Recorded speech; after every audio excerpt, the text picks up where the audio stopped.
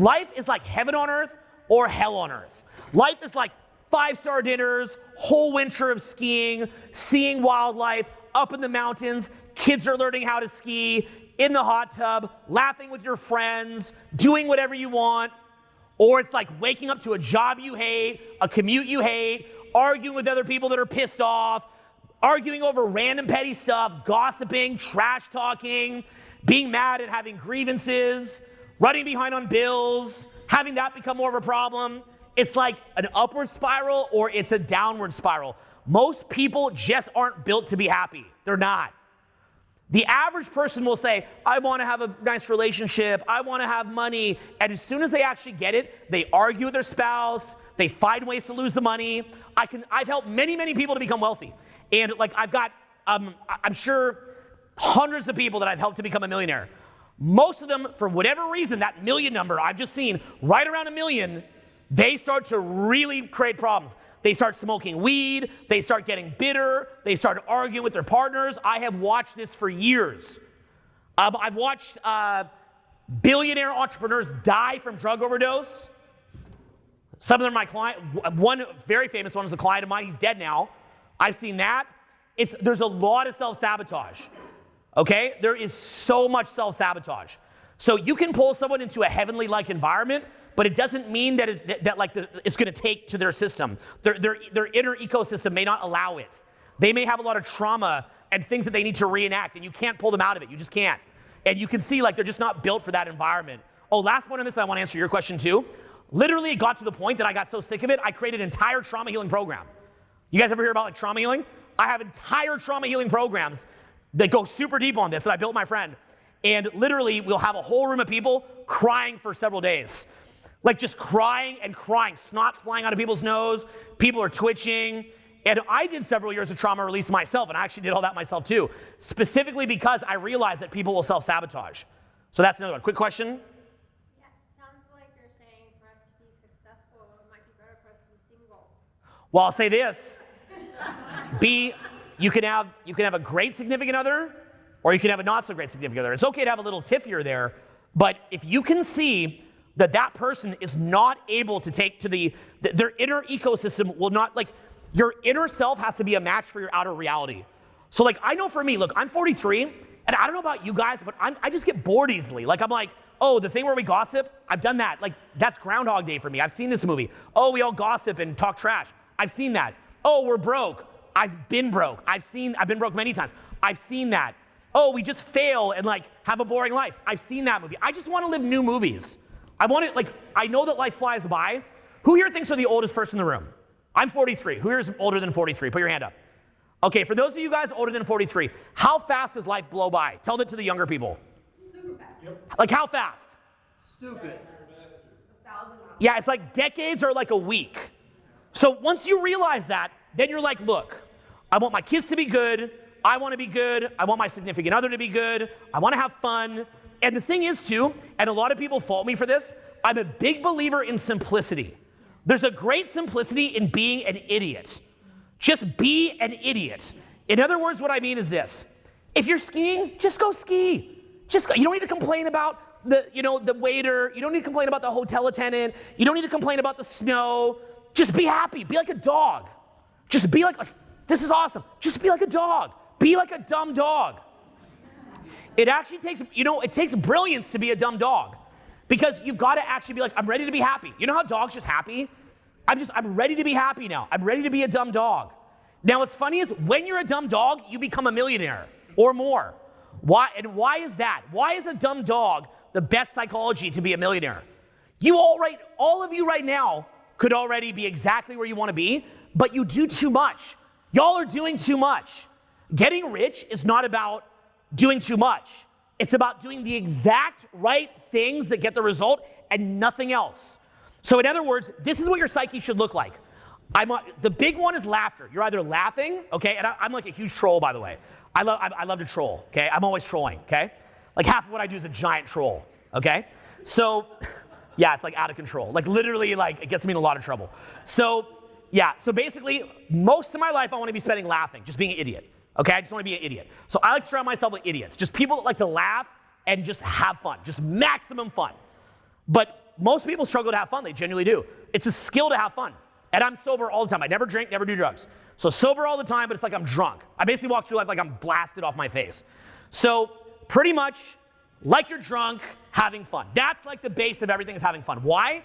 Because that's recharging your nervous system and it's giving you more brain neurotransmitters so that you can focus more. Then what you do is you figure out what is it that I'm genuinely good at. Not trying to get everybody's approval, but I want to blow away the niche of people who like what it is that I do. I want to blow them away. I want to blow their mind, and I want to alienate everybody else. Everybody else, they're called non-buyers.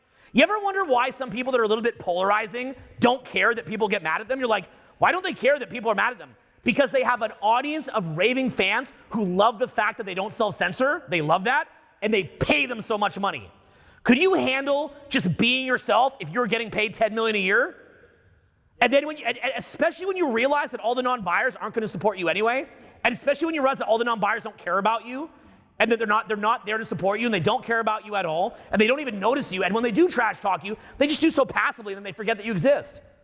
Why would you care about non-buyers? I mean, I care about them as humans. I wish them the best. I have best wishes for them. You know, if they need help with their groceries getting into a car, I'll give them help, Christian ethic. But I'm not worried if they're like, oh, I don't like what that person said, because they're non-buyers. Why would I care about a non-buyer? They're not supporting you. That is a codependent relationship to be chasing the approval of people who don't like you. People that don't like you aren't going to support you, and you want to know how they support you? By buying, okay? By paying you. They're not supporting you by saying, good job, you're cool, or like they're cool. That's not supporting you.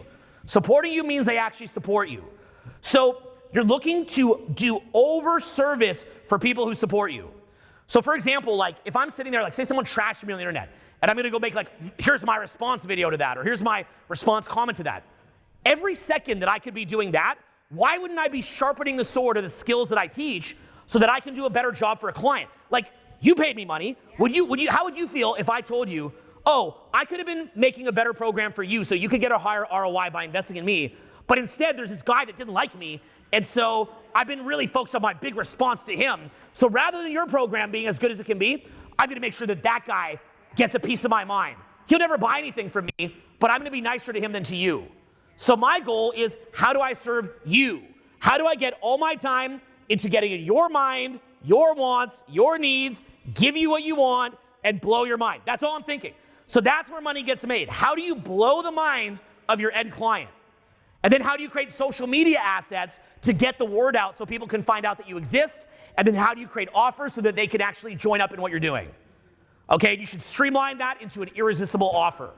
So the way that you also get a lot of cash is that people that are very, very wealthy have something that they want.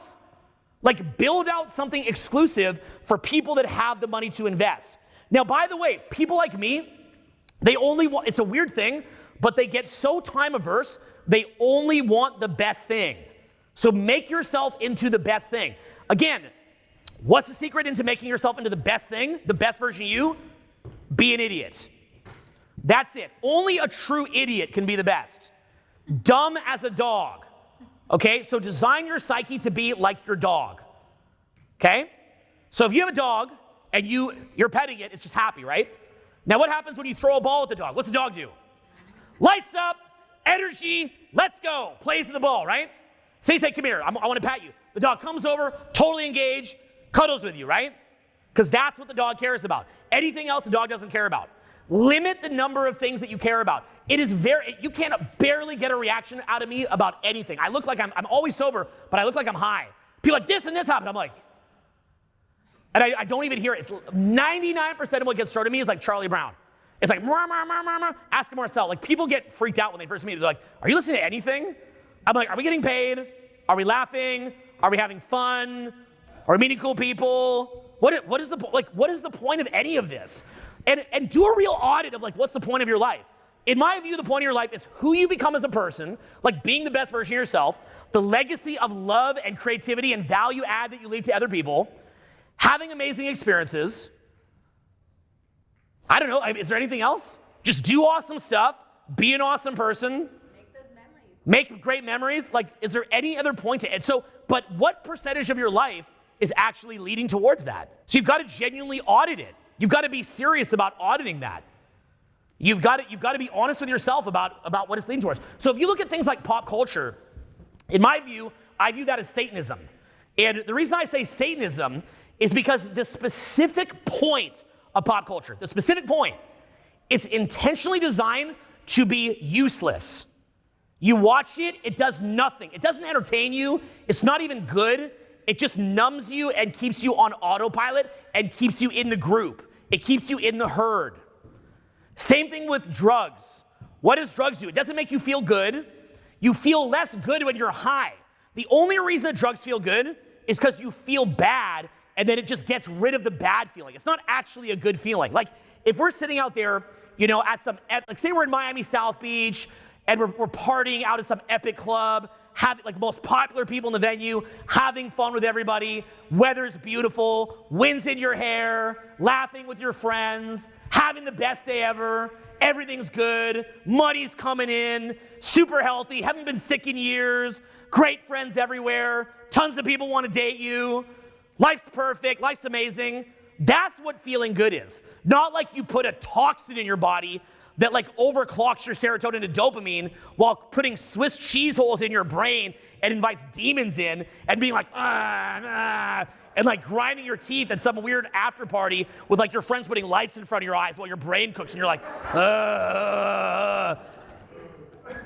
That's not actually fun, right? Smoking weed, I grew up around so much weed, destroyed all my friends' lives. I think weed is the worst. Why? Weed is an amazing, like, end-of-life care. It's definitely better than pharmaceuticals if you had, like, a medical problem. It's like a coping plan. Or maybe, like, if it was, like, you know, you went to Burning Man and, like, you want to get fucked up or something. I get, you know, like, it was like an event. You know what I mean? I've never smoked weed, but say it was like an event. Like, you're like, you know, it's like a special moment, and me and my friends are going to get blasted off our face. Then fine. You want to do it, do it. But that's a ritual, not a lifestyle. It's a ritual, not a lifestyle. And most people, they can't handle that, right? It's like, you know, they used to say that red wine is healthy for you. But I tell people, and by the way, now there's countersites because it's because of resveratrol, right? But who's going to really drink a thimble of red wine? Give me my little thimble of red wine. Stop. You're not going to drink a thimble of red wine, bro. Okay? So I don't drink wine. I'm not going to drink a thimble. So, you know, it's like just a little square of dark chocolate. Who eats a little square of dark chocolate? Come on. You're going to eat several bars of dark chocolate. So, yeah, so it's about being, like, honest with yourself. So coming from that standpoint, basically what you do is you just lock in your time on being the best. Okay, so it's step one, audit exactly what your best skills are and be real. Stop pretending that you're everything. You're not everything, and you're not everything to everyone. You're not everything to everyone. You're just not. You're not everything to everyone. Stop trying to be everything to everyone. Stop trying to support and placate people that are not supporting you. From there, ask yourself, what the people who support me, whether an intrapreneur, like I mentioned, or an entrepreneur, clients, how do I serve them at the highest level? So that's your next question. So first one, who are you? What are your best skills? Second one would be, how do I serve these people the best? So what are my core skills and here's question number one, write this down, okay? How do I sharpen the saw to be amazing at what it is that I do? So I understood for years that I do public speaking. So when I do public speaking events, oftentimes I would run them overnight. I actually often used to run, this sounds crazy, I understand. I would run public speaking events overnight. So I would schedule, say, a 5-day event, and I would run it from 10 in the morning all night. Why would I run an event overnight? I get fined by the hotel, $10K sometimes. Why would I lose $10K? I don't need to run it that long. Why would I just run it and run it and run it? Why would I do that? Because you're sharpening the sword. You're sharpening the saw. I understood at a core level that a lot of my income and personal happiness comes from my skills as a speaker. I get that. So knowing that, what else do you really have to do? Like, oh, it's 10 p.m., bro. What else do you have to do, bro? What else are you doing?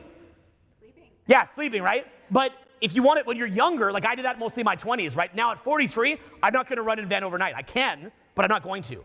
But when you're in your 20s and you're invincible, that's the time that you build your skills. So I would sit there and I would just build my skills. I would go do videos out in the cold without a jacket on.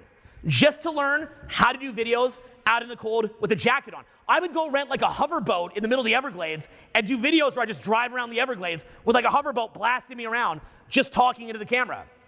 I do videos on boats, videos in helicopters, videos on the sides of cliffs. I just go sit on the side of some giant cliff at the edge of it, and I do a video. I do videos in the middle of Montana with a bear walking behind me, and I just go do a video with a giant grizzly bear walking behind me. Now this sounds extreme, but at the end of the day, like, look, I'm at the edge of a thing here. Am I gonna die? Ooh, am I gonna die? Am I gonna die? Oh no, I'm gonna die. Well, if I'm not gonna fall off this, I'm not gonna fall off a cliff either, right? Chance of a bear, there's like 2 bear deaths a year or something like that. I'm not afraid of a grizzly bear. I'm not gonna antagonize it, but I'm not afraid of it. You know what scares me? Uber. The weed-smoking Uber driver. I'm super scared of that. Because I go off statistics, not irrational, wired fear. Right? A shark, you're not gonna get hit by lightning, you're not gonna get bit by a shark, you're not gonna get eaten by a bear, but your weed-smoking Uber driver in the Prius, 1000% is gonna kill like half this room. Okay? Between cancer, heart disease, and your Uber driver, for sure half of us are dead. So that being the case, I would push myself because I understood that if I can perform under pressure and I get better, I can charge a higher rate. Why is that? Because people that are wealthy, they want someone who will get the result no matter what. When you're wealthy, you're like, look, I'm gonna pay you a stupid amount of money. You will be on time, you will get the result, I will leave here with the result, and you're gonna get it fast. I have no time. You're not, okay? If I'm dealing with a wealthy client, I text them the night before, I text them the week before, the night before, 3 hours before, an hour before, 15 minutes before, a minute before, until they tell me not to do that. I'm the first one on the phone, I'm completely locked in, engaged the whole time, and I will make sure they get the result. They will not leave without the result. I will think laterally, I will try different ideas, different coaching techniques. I'll be nicer, meaner, this way, that way, the other way. I'll keep playing with it until they have the result. I will find a solution. If I don't have the result, I will go home and I will think, and I'll call everybody and I'll call my network and I'll find the darn solution to the freaking to get the result, no matter what, okay? I'm the kind of person where no matter how hard the problem is, I will just keep going and going and going until I get the result, okay? I have a large network, and I'll put the little tentacles out, and I'll say, do you know anyone that has this? Do you know anyone that has that? Do we have an expert that has this? Do we have an expert that has that? Sometimes when I work with wealthy clients, I bring in a whole team of people through my network. Quick question, yeah? You gotta go louder. How do you find that talent or that thing that you could be world-class? So you've gotta be honest with yourself about what you're, like for example, I can do math, I can do a little bit of computer programming, tiny amount, but am I ever gonna get paid for my math skills? Like, is LeBron James gonna get paid to teach elementary school the way he gets paid to NBA? So talk to your friends about, like, what do you think I could be good at? Like, what are some, like, where's an area that you have unfair connections? Like, my sons probably will go on to be better public speakers than me. They'll probably go on to become leaders of countries or who knows what. So why is that? Because they've been in front of crowds since they're 3, right? You can't compete with that. Kobe Bryant's dad was Jelly Bean Bryant. Steph Curry's dad was a basketball player, if I remember correctly. So some of us just have connections. I'll never give my kids a penny. Second my kids turn 18, they're kicked out of the house. But I'm just making the point that, like, you know, to help them. I'm not gonna hurt them. But I'll never give my kids anything once they're past 18. But the point being is, like, you have unfair advantages, right? Like, there's gonna be random little unfair advantages that you have. How about the fact that you're in this room is an unfair advantage? Most people don't even know about this. So think about different unfair advantages that you have or a way that your brain works. My brain is ultra right brain dominant. So I see a very big picture of things. Just naturally, I make really broad connections. Like my brain is like that, right? Some people, like my buddy Ty, he's very simple. He's like this. Simple and elegant. There's a huge place for that. But other people want to hear the big picture of things. So as a result of that, they come to me if they want to hear the big picture. Some people like simple tips. Some people want the big picture. So I tend to serve people that want the big picture, and then I hire other coaches that are more simple. I teach them my content, and they give you a simple version. So I can hire out for different personality types. But if I sit there trying to make it super elegant and short, that's not my strong point, so I'm gonna lose money. So I'm looking to connect with people that resonate with how I think, and then to hire out for people who I don't. Right? Ibrahim, who you see on the camera, can coach just as well as me, can public speak just as well as me, can pop up here, do all the things that I do, but he would do it in a simpler way. Exact same thing. If Sid was here, same thing. Marcel's got his way. Everybody has a different way, right? So you can build that out. So now, again, so let's look at the steps. Number 1, figure out who you are. What are your strong suits? Number 2, how do you sharpen the sword? I'm telling you, it's just easier to use some initial potency, sharpen the sword so that what you have is really good, and then it becomes an irresistible offer, okay? So make what you do really good. Then what you do is you figure out ways to get distribution. Okay, that's the next one. In other words, social media, which is what I teach. Social media. And then from there, how do you make an irresistible offer? So that's literally what it is that you have to be thinking about. How do you make the offer irresistible? When I did dating back in the day, I would film myself having a night out. I'd censor everybody's faces to protect identities, film the whole night out, and I make a digital product. If you want to see me just doing it, I'm not going to talk about it. I'm not like, here's my opinion on what you should do. There's no need for interpretation. Here's what you do. Here's other people doing it. Here's clients doing it. Watch and learn. I'll even break apart and analyze what I'm doing for you, but you're going to actually see it. How can you get a better program than that? What is a better version than that? Then what I would do is I'd make exercises for every little thing that it was that I was doing. So I'll show you guys some of these exercises after. So I would do exercise to teach what I'm doing as well. I also didn't just make it seminar. I made it exercise-based because you remember that which you do in exercise better. So I'm saying to myself, how do I strengthen this? How do I strengthen the offer? So again, look at what you're good at, sharpen the sword, get distribution on social media, the best tools, and then make an irresistible offer. From there, as you start getting paid, the second that you can hire out what it is that you're doing, like all these different things that you're doing, and somebody can do it for less money than you could make if you just worked, hire it out. You're going to learn a lot about hires and mishires, and there's a whole other art form to that, but we'll just kind of leave it at that for today. And then you keep hiring stuff out, and eventually you hire people that are better than you. So you want to hire out other people that are so incredible at what they do, but typically they're risk averse. So for hires, you're looking for people that are better than you, but that hate to risk their money. They like structure, they like no risk, and they're highly skilled at what they do. That is a very, very specific personality type, right? For the women in here, if you're gonna get a husband, don't get a guy like me. I'm the worst kind of husband, right? Get a guy that has my skills, but like stability. You see what I'm saying, right? I'm not a good husband, because I wanna have fun. I wanna party. I don't, you know what I mean, right?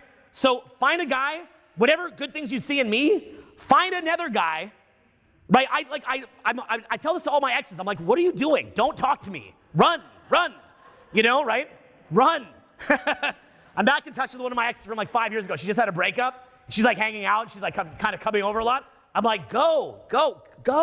I love you. I love you too much to do this. Start your family, go, okay? I'm like the, like a rite of passage. You know what I mean, right? I'm not gonna sit there with you. I'm not taking out the trash. I don't care about your problems. I don't wanna hear anything. I wanna go skiing, okay? I wanna ski. I wanna do a party at my crib. I wanna compete with Hugh Hefner for best party in LA. I wanna just have fun. I don't care about all this stuff. I don't wanna hear about a thought you had. I don't care, okay? I don't, okay? So I wanna have super fun. I just want to laugh. I want to have fun. Anything other than having fun, here's what I want to do. I either want to get paper, I want to have crazy fun, like so much fun, or I want to leave a legacy and add value. Anything other than that, I don't care. And when I say, I think people hear me say this, they don't understand, like, I'm serious. Like, you tell them this, and they're like, but really? Is he really like that? Like, they don't get it. Like, I don't care. Okay? In fact, if you want to know what I really think, now, I'm not trying to put this on you, okay? I don't want to put this on you. I'm a Christian, and I believe that negativity is Satan.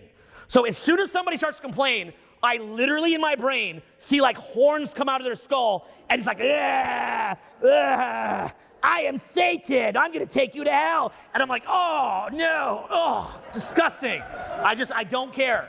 I don't like poverty. I don't like victim excuses. I don't like people not getting results. I like results. I like money, I like fun, I like to go places, that's it, because I know who I am. I used to try to make it work with people that like to complain. I'm like, okay, so You know, like, right? And I try to listen, and it was like Charlie Brown, you know? It's like, I just hear like, why? What is all these deep thoughts? I don't understand why you're talking. Like, there's so many more fun things that we could be doing right now. Use your imagination. Use your imagination. You want to go? Let's go skiing.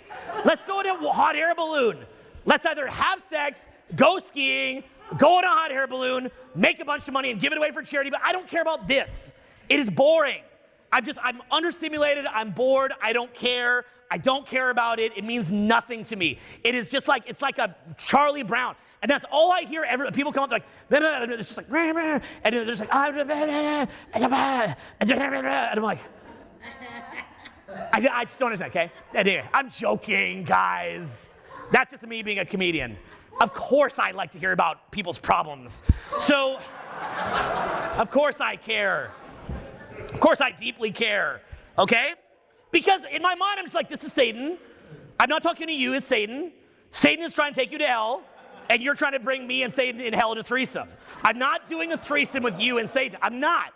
I'm not going to hell with you. I'm not being broke. I'm not being sad. I'm not being bored. I hate being bored. I'm not being bored with you. I'm not complaining with you. Let your next boyfriend do this with you. The next boyfriend who thinks you're so hot that he'll take it. He'll just take it. He's like, God, I mean, I hate this, but she's so hot. I can't, it's worth it, you know? That 20 minutes a day that I get back as an ROI is just worth it. I'll just take it. Yeah, browbeat me, call me a bad boy, tell me I'm bad, tell me how crap I am. And they just take it, right? And they'll just take it. And I'm just like, take it, brother, take it, okay? Take it. You're a better man than I. I love you, I love her, but you know, I'm not gonna be with her, but I love her. And I love you for loving her.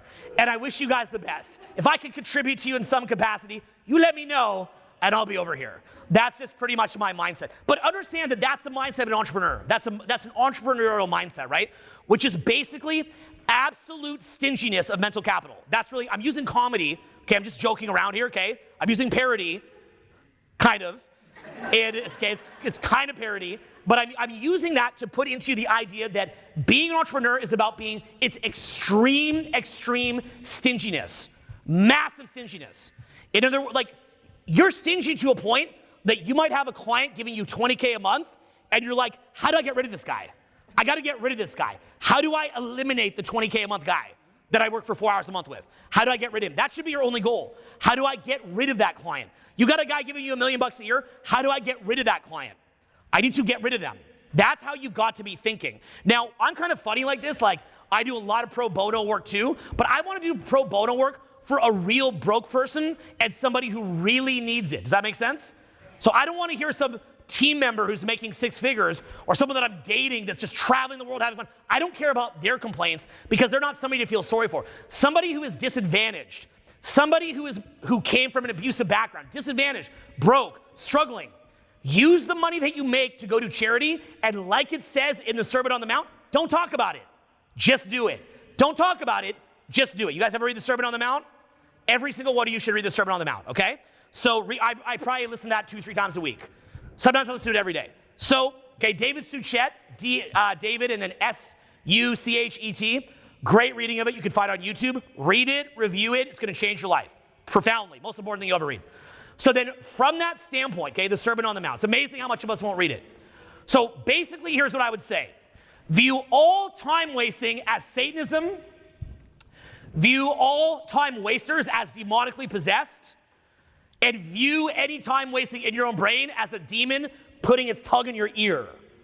Then what you do, I'm just teaching you how I think. I'm half kidding. I'm teasing you. I'm just messing with you guys. Okay. I don't really think that. So then from there, then basically what you do, like I said, where's the focus go? Dumb as a dog. Repeat that. Dumb as a dog. Okay? Dumb as a dog.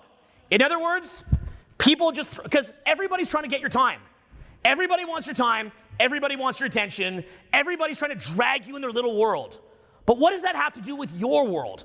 Are they some disadvantaged person that needs charity? Then do it. Put aside 10% of your time and do real help for people that really need it. Go give people help who want it and who need it. But for all these people who don't really need it and they just want to live in utter, absolute mediocrity, from that standpoint, They don't suffer that and don't feed it and don't contribute to it. Then what you do is you've got to get back all that time. So do an audit of everywhere that your time is going and take it all back, okay? Just take it back. Then from that standpoint of having taken back your time, then reallocate that onto figuring out who you are, what you're amazing at, or what you could be amazing at. Then take that time, sharpen the sword, sharpen the sword, sharpen the sword, sharpen the sword, till you're incredible at it. Until you are, like, you ever get so good at a video game that, like, watching it's almost kind of psycho? Like, you're, like, literally, like, and you just, like, take down the whole room from a video game? You guys ever do that? I played 3 video games. Horizon Zero Dawn, God of War, and Ghost of Tsushima. You guys ever play that? Okay, great games. So play a game. If you think of a game that you played, I've only ever played 3 video games in my adulthood. Those there, I'm amazing at. That's how I want to be with banking cash. I want to be amazing at banking cash. So you've got to be at a standpoint that in your mind, whatever that vision that you have is in your head, you make that real. And a big identity to take is that I actually do it. Not like I talk about doing it, like I talk about it, and then I think about it, and then I watch a video on it. Like, where's the money? Where's the actual money? Where is it? So if it's not there, then where is it? And then start backwards engineering how to get it. So then what you do, you put all your time into, you take back all your time of all these insidious places that people are trying to get your time. And all that you got to be thinking is, how do I get my time back? I'm telling you, you've got to get your time back. You just got to get it back, okay? When I was teaching social skills primarily, I would make sure that I had 4 hours a day to go out and work on my social skills. 4 hours a day, every day. Every day. That 4 hours means that I've got to clear a quarter of my day. But that quarter of my day that I cleared, and it has to be uninterrupted. But that quarter of my day that I cleared meant that as a result of that, I could keep sharpening the sword. So now when I go to somebody and say it's a high-end client, I can look them dead in the eye, and I don't say this verbally, but the underlying frame is, I don't need your business. Anybody other than me is second rate. Everybody other than me is going to waste your time. Anybody other than me, you failed. So here's the rate. It is what it is. I'm okay to work with you. And frankly, I'm okay to not work with you. But I am okay to work with you. And you're going to say thank you. And you're going to treat me with respect. You're going to say thank you and treat me with respect. What that means is that you're not dealing with all these refunders. You're not dealing with people making outrageous demands. People view it as a privilege. You think when Hugh Hefner used to run parties at the Playboy Mansion, people are rude to him and start pissing on the floor? Right? They're like, oh, hello, Mr. Hefner. Oh, thank you so much. So they're going to be at their best. So make a choice to be at your best, okay? Use that time to be at your best. And then from that standpoint, now what happens is that people start to treat you with respect, and the people who you hire want to work harder. The people who work with you want to do better. They elevate. Do you remember yesterday when we did all those testimonials, how happy everybody looked? Where does that come from?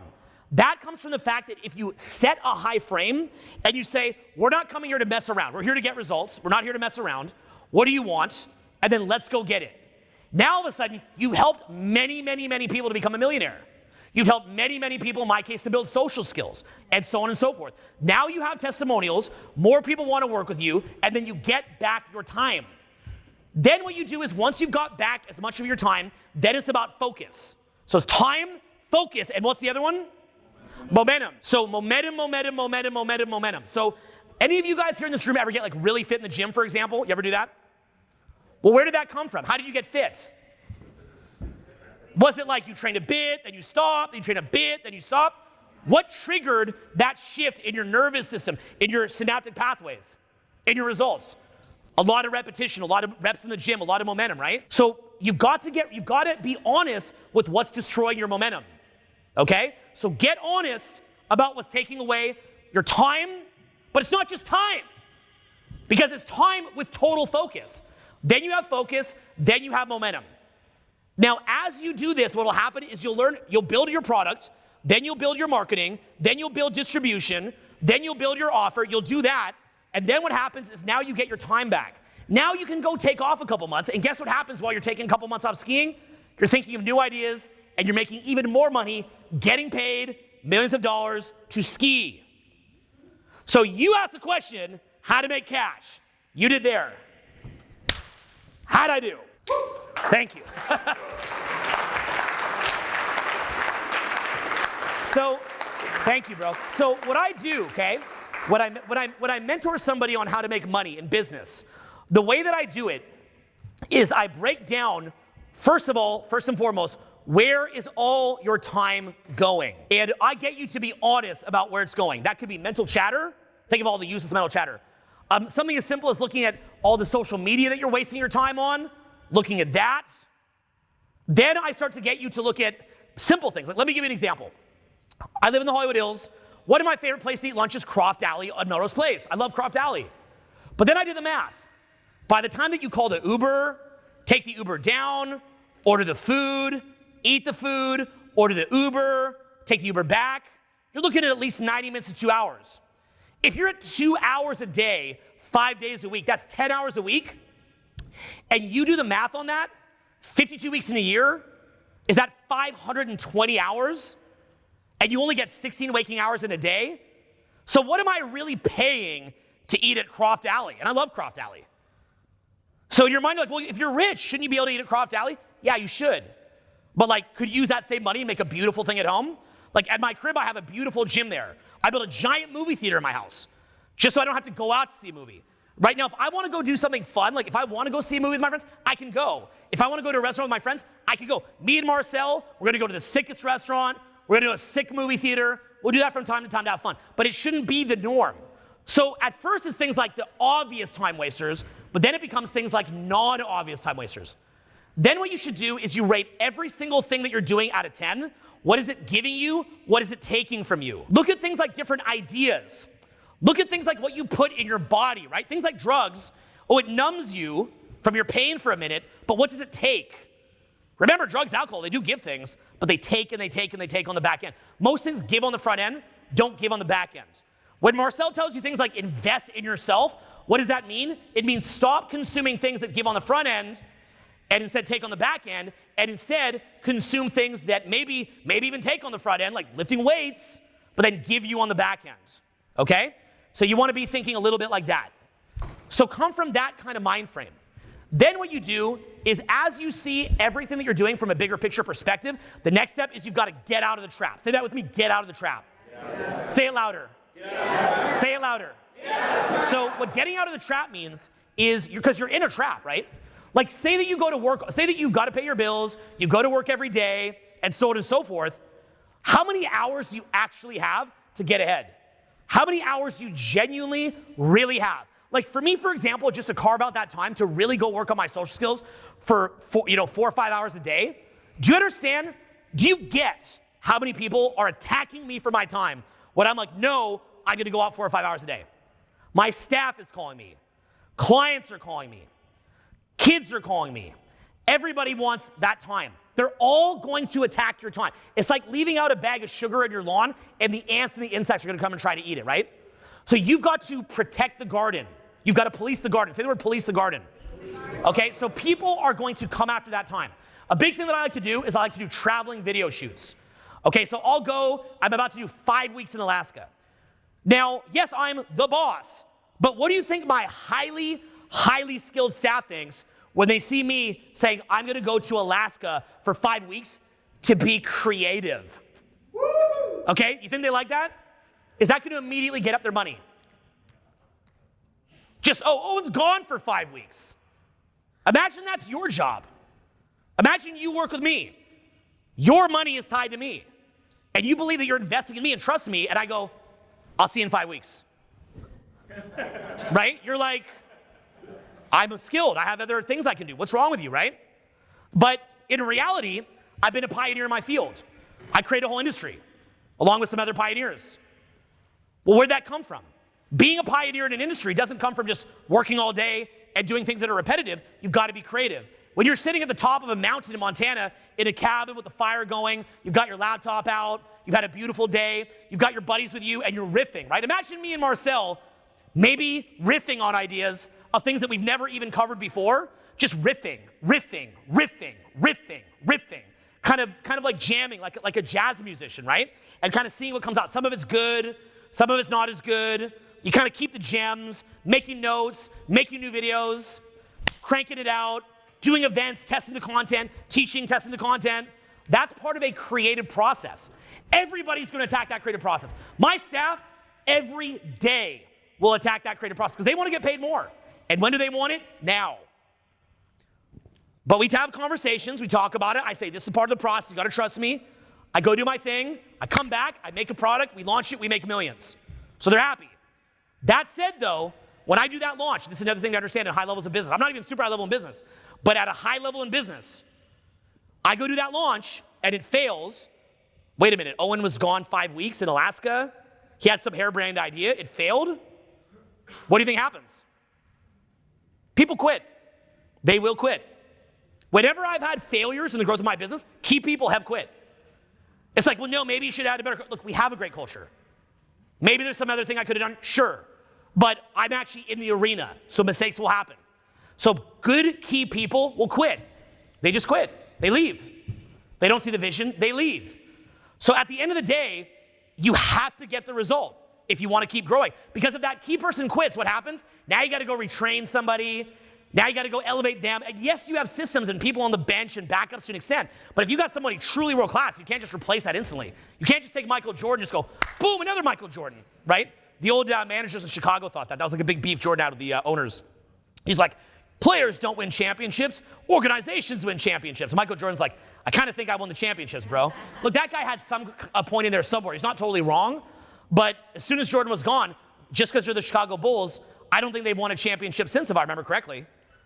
So yeah, it's talent too. You got to find talent like that. So you've got to actually win. So my thing is like, my big kind of claim to fame, the thing that I care about the most, is it's about getting the result for sure. There's no question. You will get the result. And that doesn't mean that you're not happy now. I've got entire courses on trauma healing. I've got entire course on spiritual growth, about just being grateful for what you have now and enjoying life now. I've alluded to some of those ideas here. But you've also got to get the result. Like, and remember, 99.9% of people use personal growth as a form of self-soothing. Someday I'm going to do this. Someday I'm going to do that. They're not actually going to do it. So you've got to make a choice. You're like, read Relentless by Timothy S. Grover. I've had the privilege of meeting him. He was actually Michael Jordan's coach. Write that down. Relentless and Winning by Timothy S. Grover. And basically what he explains in there, he calls it coolers, closers, and cleaners. Coolers are basically like your bench players. And to be fair, you can have like high executing bench players, so that's not exactly a perfect analogy, but it's basically like your average professional, okay? Average professional. Then you have a closer. That's somebody who just consistently gets it done and will execute based on a plan. Then you have a cleaner where no matter what happens, it's getting done. No matter what. Okay? So here'd be an example of being a cleaner. If I do an event like this, can I come in here sick? Can I? Yeah. You can. I could, but I'll tell you this. Can I do an optimal seminar if I come in here and say, blasted with COVID or something? So, can't get sick. Who in here flew in the furthest? Who here thinks they flew in the furthest? Where'd you fly in from? Maryland. Nice 5-hour flight. Where'd you fly in from? Germany. If you're here from Germany, do you care that I let myself get a sore throat and a cough? Or do you want, bro, that's all good. I appreciate that. I flew from Germany. Give me your best event that you have in you, right? Yeah. So because I know that, I'm not allowed to get sick. So I have not been sick in 11 years. I will never get sick again. I was thinking about your food poisoning thing you told me. I got food poisoning one time, and I cured it overnight. It was crazy, because I know how to do all this stuff. So the thing is, I'm not allowed to get sick. I'm just not allowed. So I'm not going to go get sick. I'm going to read every natural health book.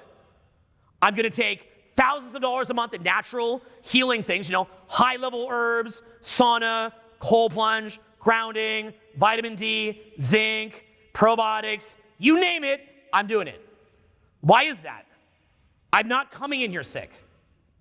I'm not gonna do you like that, okay? I'm not coming in here sick. You have to see the best version of me. Maybe you like it, maybe you don't, but I'm gonna give the best version that I have, right? So it's one of those things where no matter what, you just get the result. Like you'll see people, it's always an excuse. And you know where you learn that from? As a kid, if you have a viable excuse, they let you off the hook, right? Like, but no, like I got sick. But no, this other thing happened. I don't care. I don't care about your excuse. Are you late? Well, then plan to be there 3 hours early. It's LA. I don't care. So high-level people don't care about any excuse. None. There is no excuse. The only excuse is death of a loved one or if you're dead, okay? You get in a car accident. Remember we said the Uber driver? You get killed by an Uber. Okay, fine, I'll feel bad for you. You're dead, but I'll feel bad for you. Okay, but that's it. You got a family member that died, I'll feel bad for you. But that's about it. And even then, it's like, to be honest, secretly in my mind, I'm like, why'd you let him eat that? You know what I mean? But no. Why didn't I get sick for 11 years? Why'd you let him eat that? Like, what's the excuse? So end of the day, there's people that are called cleaners. Like, have you ever seen Kobe Bryant? You know, he's down by 3 points, and you'll literally just see him snake through the lane. No matter how high the pressure gets, he elevates. The pressure causes him not to shut down. It causes him to elevate. And that's a combination of a couple things. One is preparation and repetition of those situations. Preparation on every level. But the other thing is this. It's also an inner identity that under pressure, I perform at higher and higher and higher levels.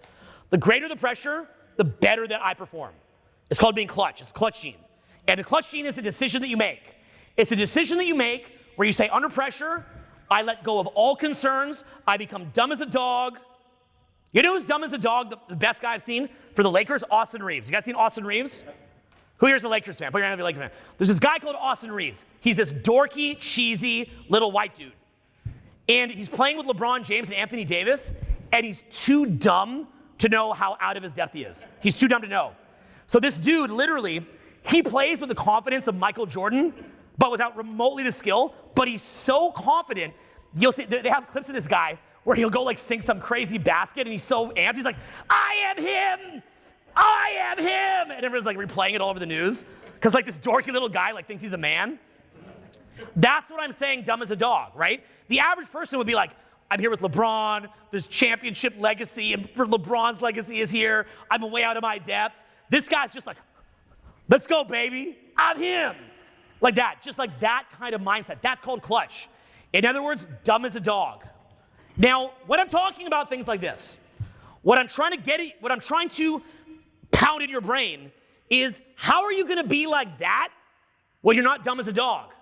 You can't be, because your intellect is gonna cause you to engage with all these different energy-sucking things. So you're gonna be like, well, this person asked me for this thing, and they demanded this time for this, and then this person wants me to look at this, and then I gotta go do this thing, and it's like, where's the money? Right, if you're making $100K a year, where's the money? That's not money. Where's the money? Why are you only at $100K? Where's the money? And then you've got to say to yourself, okay, well, how do I backwards engineer what it is that I'm doing specifically, go through all of it, and take total responsibility? Jocko Willink, he calls that extreme ownership. So how do I take extreme ownership of what it is that I'm doing? And what that means is, when I say dumb as a dog, that is my kind of comedic way of saying, if it doesn't make dollars, it doesn't make sense. If it doesn't make dollars, it doesn't make sense. And you're gonna have 1 million people pulling at you, advertisement, energy, this and that and the other thing, trying to get you away from having clear time, clear focus, clear momentum to do what actually makes cash. And the last thing I'd say is that you have to spiritually resonate with prosperity. You gotta resonate with it. Like, it's okay to be rich. It's okay to be in a relationship and not bicker. It's okay to just go travel and have fun. It's okay to go to the best restaurants. It's okay to not get sick. And I'm not teaching that or giving medical advice. I'm just saying how I feel myself as an analogy. It's okay to just have an awesome life. It's okay to just do whatever I want. It's okay to just laugh and have fun and view everything as not a big deal. It's okay to make things light. Let me show you, I'll even leave you with this. Part of why I'm able to, again, no speakers, guys. No speakers. How well can you hear me in the back? Great. Okay. No speakers. I am trying the least of anybody in here. I'm using less energy than you sitting down. That's how I'm doing this. Dumb as a dog. Dumb as a dog. I'm using the least amount of energy of anybody here. That's why I'm able to do this every day, all day. If I started using my energy the way that most people use their energy, I couldn't sustain this for more than 20 minutes. I could bring most of you up here right now, and you couldn't use your voice like this for more than 15, 20 minutes. Couldn't do improvised content for more than 15, 20 minutes. And you know what you're gonna leave me with this BS? You know what you're gonna tell me? It's because you have like a vocal technique. What? It's like a vocal technique. And I've worked with amazing vocal tutors, and it helped, but I was doing this before that too. Right, I worked with Roger Love, he coached Michael Jackson, Prince, Eminem. I've had great teachers. But in the end, I was already doing the gist of this. They just helped me tighten it up a little bit. They're amazing. They help me tighten it up. They'd be best with, like, say, singing. But understand, the only way I'm able to do this is by trying less than everybody. Even when you hear me yelling, I'm actually lowering output. That's how I'm doing it. Why does lowering output actually increase energy? What am I doing?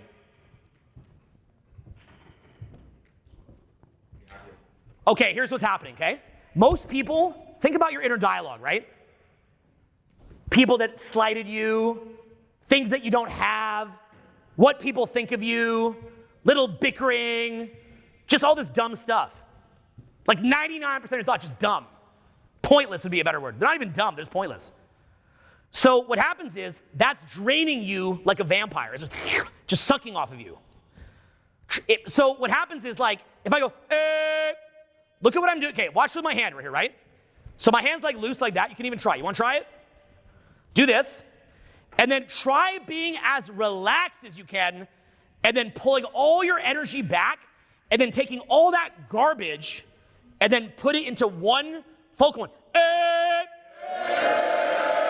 Right? So, because people, what they do is their hands go tight. When they go to speak, they go like that, right? Because they go tense.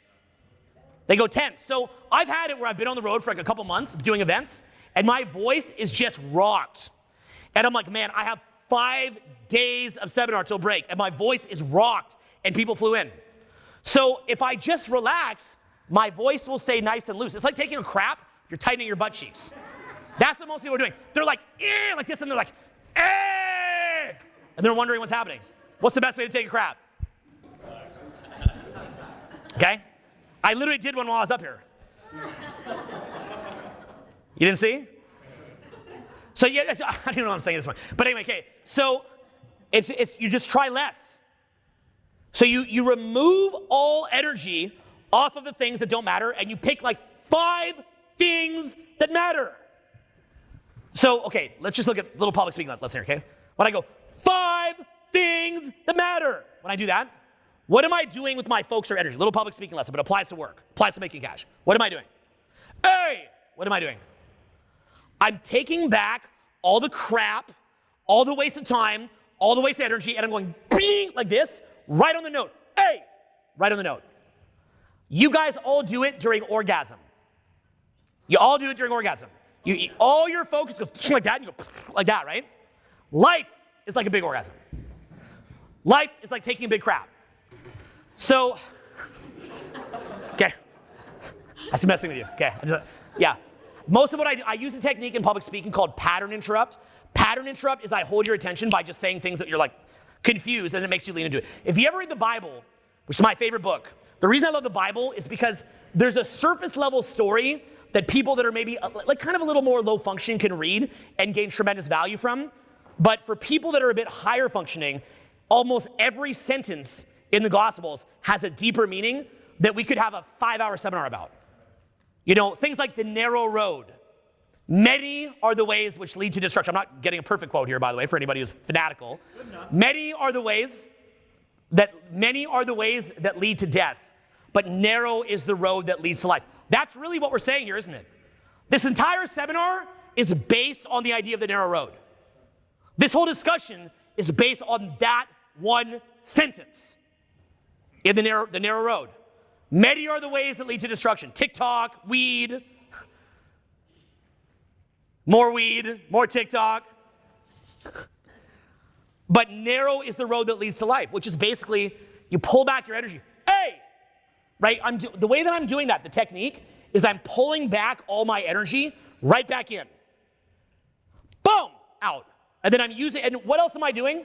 I'm using that extra energy to think laterally and to free associate seminar. So I'm pulling back the energy, I'm free associating, I'm using vocal. Again, you'll keep forgetting that I'm not on the speakers. The people at home that hear this, the mic caps it, so they won't appreciate it. So it's energy management. Now, think about the average day where you try to work. How many hours in a day can you really focus on your work? What do you think?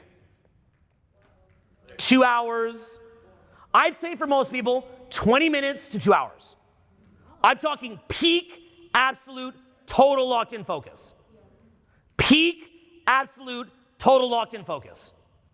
So in the same way, if I take you out to a social gathering to work on social skills, how many hours can most people handle just meeting people? Can they really go out for 4 hours and socialize? They get tired. That's why they drink or do coke.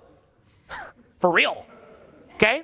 So what happens is they're burning their energy the wrong way. You know one thing I teach in social skills? I call it the different fatigues. Persona fatigue, you're faking being someone you're not, burns down energy. Self-judgment fatigue, someone doesn't like you, burns down energy. Willpower and decision-making fatigue, like when I go out, I just talk to everybody. I'm not, should I talk to them, should I not? Should I talk to them, should I not? That burns down your energy. It's actually easier just to talk to everybody.